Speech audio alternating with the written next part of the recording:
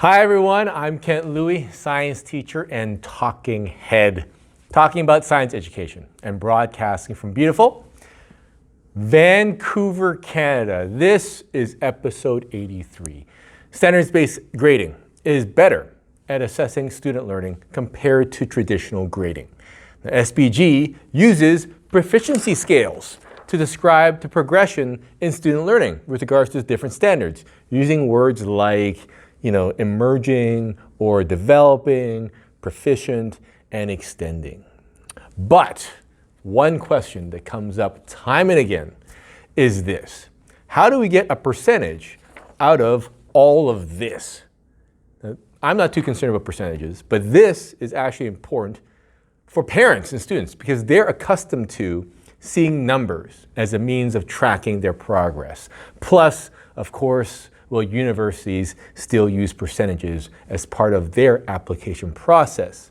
So, for my senior students, here's how I convert proficiency scales to percentages.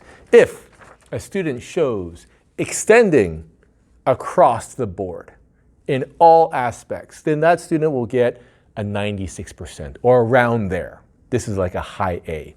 If a student is proficient across the board, then they'll get roughly 84% or a high B. Roughly because they can get 86 if they show some really serious growth, or a little bit less than 84. If it's developing across the board, then it's roughly 70%. And if it's emerging across the board, then it's less than 60%. Okay, now, I know what you're thinking. If someone is like somewhere between proficient and developing, like they have some proficient, some developing, then they would be between like 70 and 84%. Now this, of course, you would use your own professional judgment to determine that. Same with someone who is some proficient, some extending, they'll be between 84 and 96%. Now I've been using this system with my students for a while. And you know what?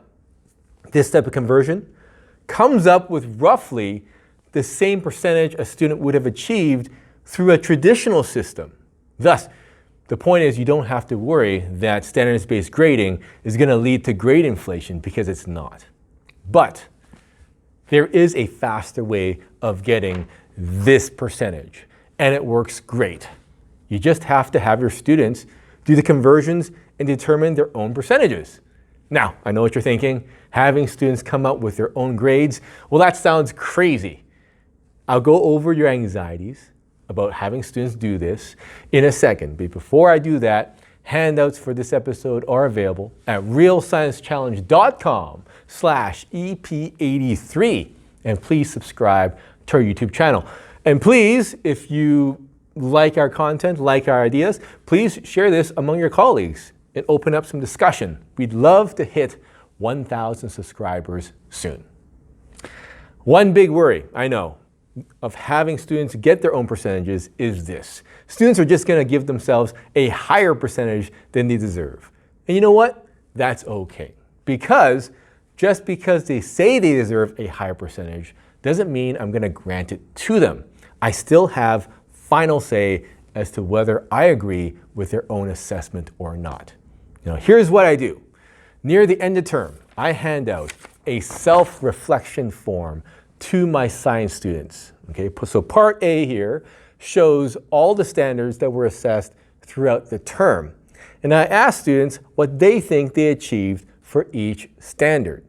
Right? To help them do this, I give back all the tests they wrote during the term at this point in time when they're doing their self-reflection.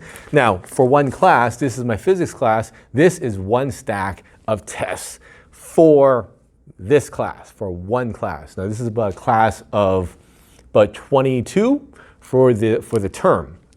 So students take this and they figure out their level of proficiency for each standard. Okay? And then afterwards, they're going to go down to the bottom and they're going to figure out their percentages from those proficiencies. And I even have, my little thing down here, all extending would be 96%, etc., etc. Okay? Then when I'm filling out report cards, I'll check these percentages, and if I agree, I'll enter that percentage. If I disagree, I'll enter something else, and then have a conversation with that student afterwards. So here's an example of a student that did this. Okay, so they basically wrote down what they thought they believed, and my little red marks, if you can see them, is where I think they should be. And at the end, they actually said, oh, I think I belong between 73 and 76. And I agree. And I gave them roughly something in that range. Now, more often than not, a student's conversion is pretty close to what I would get. But now, I don't have to go through each conversion. I just have to check to see if I agree with that or not, right? That's a lot faster. Now, like I said, I've been converting like this for a while. And a student who usually gets 80% in SPG is normally going to get 80% in the traditional system as well. So in fact, there's not much difference, using SPG or traditional system. But using SPG does give more information as to areas of science education the student is good at and areas they need to improve in. So therefore, it is advantageous to use SPG just for that additional information. And if you have students convert their own percentages, this can be all done much quicker. That's it for this episode. Please smash the like or subscribe button or leave a comment below, and Handouts once again are at realsciencechallenge.com/EP83. Thanks for watching, and let's talk science education again soon.